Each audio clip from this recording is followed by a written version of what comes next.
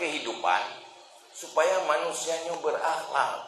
Mana berakhlak? Selalu adil, selalu berbuat kebaik, dan selalu menyelamatkan agama.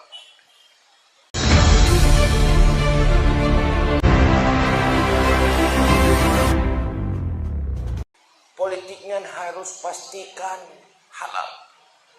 Kalau tidak, politik perjalanannya menjadi perjalanan ke neraka.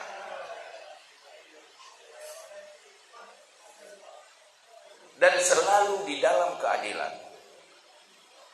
Yang kedua, kekuatan politik menjadi kekuatan bagi kebaikan-kebaikan yang diperintahkan oleh Allah.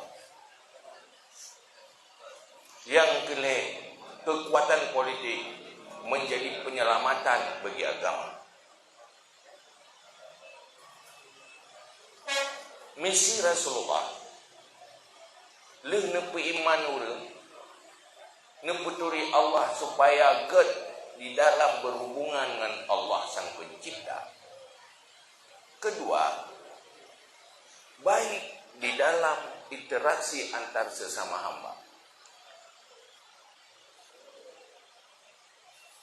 Dalam mandum aspek rumah tangga, aspek ekonomi, aspek pergaulan, juga aspek politik.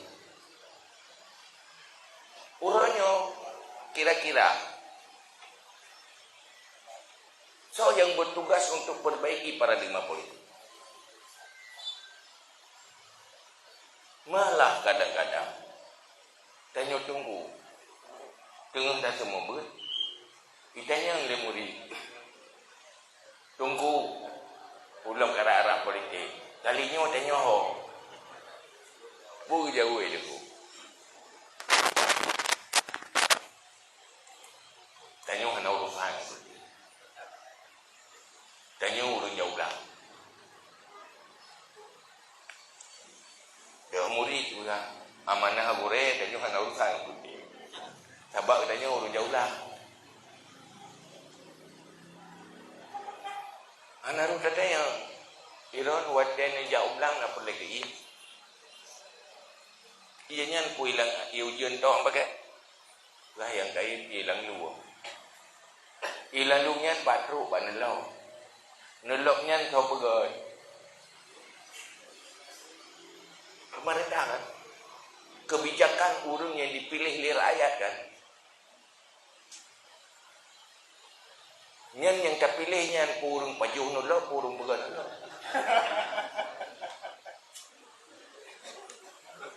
di mana urusan politik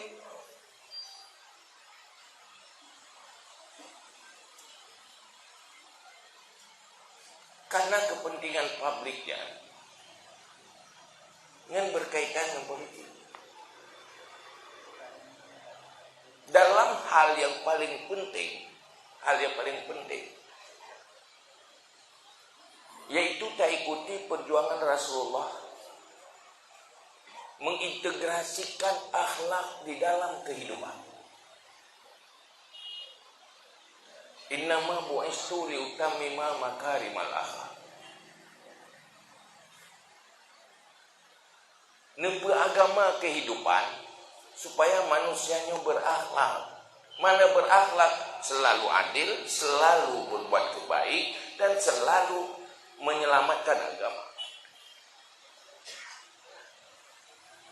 Termasuk ada politik. Maka urangnya lum boleh saja menurut lum tua setuju saja jangan politisasi agama, tetapi mesti agamanisasi politik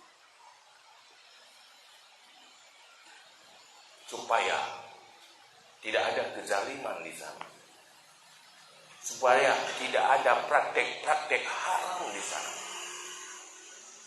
supaya kekuatan ini menjadi kekuatan kebaikan yang diperintahkan oleh Allah.